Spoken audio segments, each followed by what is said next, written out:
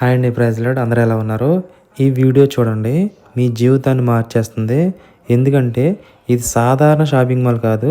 ఇక్కడ కనిపిస్తున్న వాళ్ళలో 80% అందరూ కూడా కేర్ గివర్సే. అవును, మీలాంటి వాళ్ళే, నాలాంటి వాళ్ళే. ఇక్కడ ఒక్కొక్కరు 1.5 నుంచి 2 లక్షల వరకు సంపాదిస్తున్నారు. ఫ్రీ రూమ్, ఫ్రీ ఫుడ్, పూర్తి సేఫ్టీ మరియు ఇండియా కంటే 10 రెట్లు రెస్పెక్ట్. ఇప్పుడు అసలు క్వశ్చన్, వాళ్ళలాగా మీరు కూడా రాలేరా? ఎగ్జాక్ట్లీ ఇది 10 మినిట్స్లో చెప్పబోతున్నాను, రెడీగా ఉండండి. ఇజ్రాయెల్ అంటే చాలామందికి ఒకే ఇమేజ్ అండి, వార్స్, న్యూస్, టెన్షన్. కానీ నిజం ఏంటంటే ఇది ప్రపంచంలో సేఫెస్ట్ కంట్రీస్లో టాప్ 10లో ఉంది. ఇక్కడే కేర్ గివర్స్కి బిగ్ డిమాండ్. మరో 5 అవర్స్ వరకు షార్టేజ్ లేదు ఆన్సర్ నాకు తెలిసి.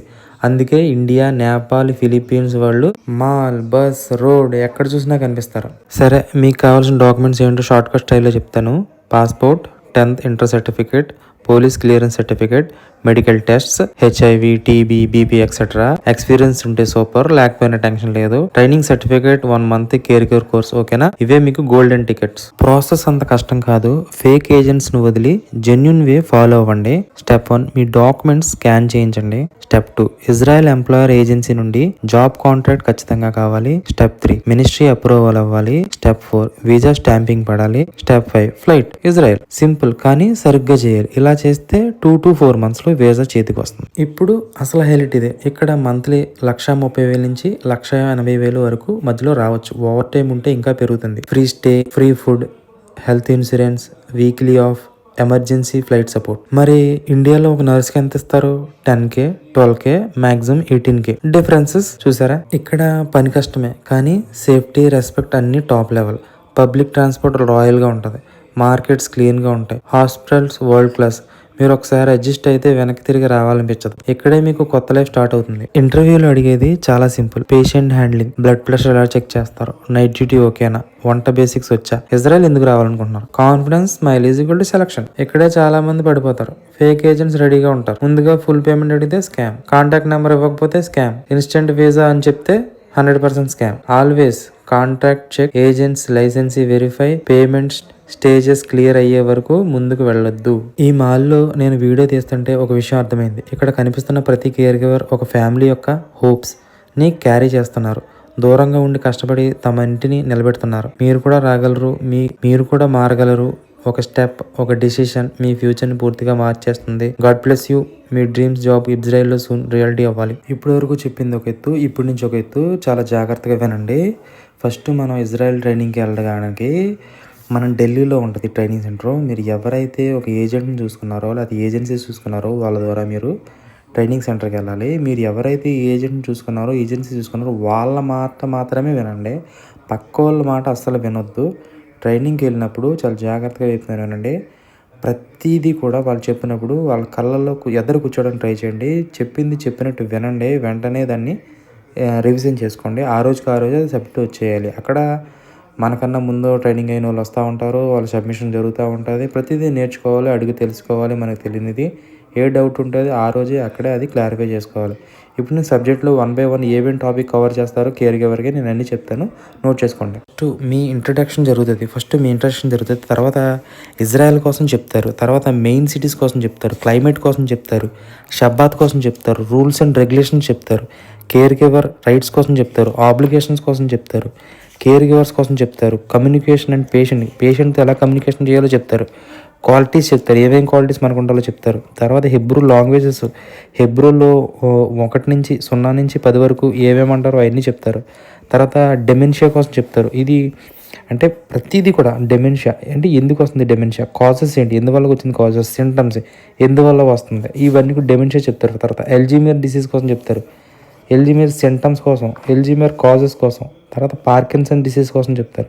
తర్వాత పార్కిన్సన్ కాజెస్, తర్వాత ఎందుకు వస్తుంది, తర్వాత స్టేజెస్ కోసం చెప్తారు, దాన్ని ఏ విధంగా నివారించాలో. తర్వాత క్యాన్సర్ కోసం చెప్తారు.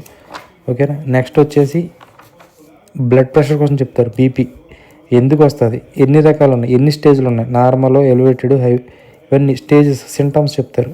బ్లడ్ ప్రెషర్ సింటమ్స్ చెప్తారు. తర్వాత బీపీ ఎలా చెక్ చేయాలో చెప్తారు. ఎందుకంటే మనమే చేయాలి అన్నీ. అక్కడ ఎవరు డాక్టర్ వచ్చి చేయరు. మనం బాగా సీరియస్ అయితే డాక్టర్, ఫస్ట్ ఎయిడ్ మాత్రం మనమే. డయాబెటీస్, షుగర్ ఎలా చెక్ చేయాలి పొద్దున్నే. తర్వాత బ్లడ్ షుగర్ హై ఎలా ఉంటుంది, లో ఎలా ఉంటుంది, హై హై హై వచ్చినప్పుడు సింటమ్స్ ఎలా ఉంటాయి, బ్లడ్ షుగర్ లో ఉన్నప్పుడు సింటమ్స్ ఎలా ఉంటాయి, diabetes, how to check diabetes, ఇవన్నీ. తర్వాత ఇంజెక్షన్ మనం ఇవ్వకూడదు, మన ఇంజెక్షన్ మనం ఇవ్వకూడదు ఖచ్చితంగా. అది కూడా ఒకవేళ డయాబెటీస్ అయితే మనకి ఎలా ఇవ్వాలో నేర్పిస్తారు. తర్వాత వచ్చేసి బాడీ టెంపరేచర్, మన బాడీ టెంపరేచర్ ఎంత ఉంటుంది, ఫీవర్ వస్తే ఏం చేయాలి. తర్వాత మీకు డాక్యుమెంట్స్ అన్ని నేను మళ్ళీ ఒకసారి క్లియర్గా చెప్తాను.